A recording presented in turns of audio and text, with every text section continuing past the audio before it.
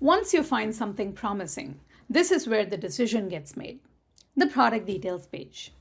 Now let's take this app as an example. You now get a comprehensive product overview section with a media section with images that you can click through.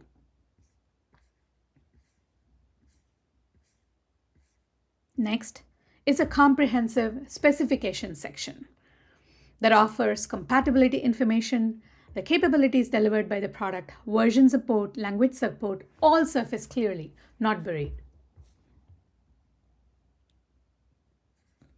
This is followed by ratings and reviews,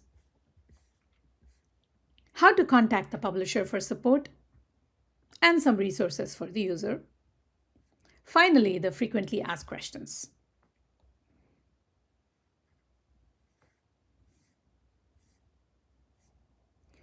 Trial period information is right here. As an example, this product is available for a 14-day trial. No more hunting for whether a trial is available or how long it lasts. Now let's take another example of a paid product where the pricing information along with the subscription duration is clearly indicated right on top. When it's free, this is where you'll see that information.